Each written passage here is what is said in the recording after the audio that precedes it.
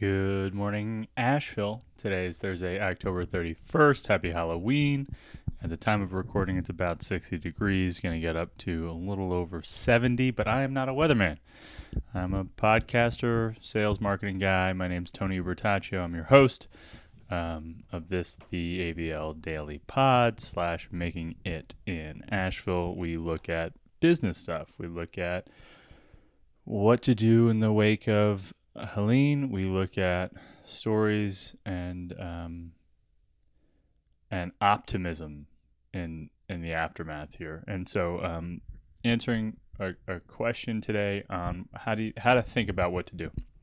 And there are two considerations that I want to flag when attempting to weigh different options, weigh different concepts, ideas, strategic choices that you could make as a business owner on what to do.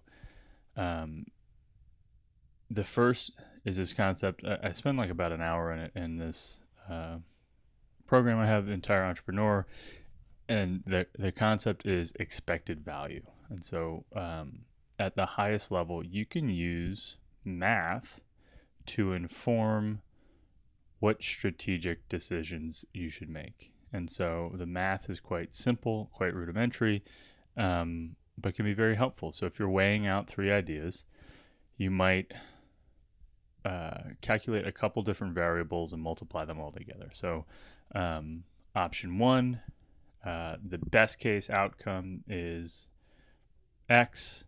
The likelihood that outcome is experienced is Y. You multiply those two numbers together and you have an expected value, which is almost always, it's smaller than the best case scenario, right? That is the simplest version of attempting to quantify qualitative decision making that I'm aware of. You can increase the complexity of an expected value equation however you would like. So you can then say, how much effort would it take to implement the plan, and then what expected or what likelihood is it that this comes out?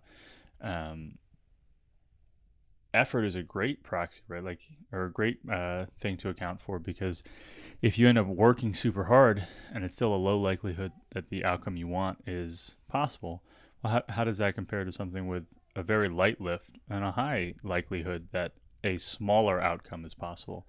Well, now we have math and we can begin to assess them, again, quantitatively. And so when considering, should I take out this loan? Should we pivot to this idea? Should we look at breaking our lease? You now have a math way of looking at multiple options against each other, and what you're looking at is the value. When you do the multiplication, the final value, the largest one, has the highest likelihood of success by whatever metric you're quantifying. So it might be revenue, that might be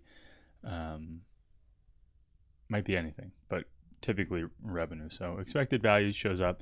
Then I had this concept yesterday in office hours with my community that I never said out loud before, and I never really, I think it might have been original. And the idea is collateral benefit. It was a riff off of the idea that there's a word called, or the concept called collateral damage, where you are intending to do one thing and you damage a bunch of other stuff in the effort that you had towards the one thing. And what I want to have you consider is, when making strategic choices, I would hedge towards actions that have the highest collateral benefit blast radius. So what does that mean practically?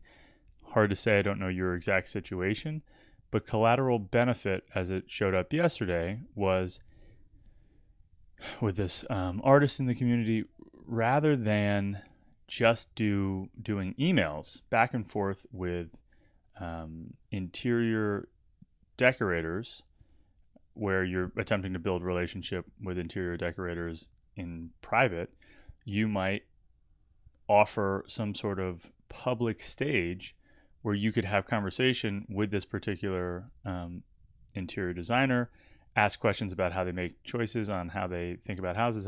And now there's benefit to the art community that this artist operates in.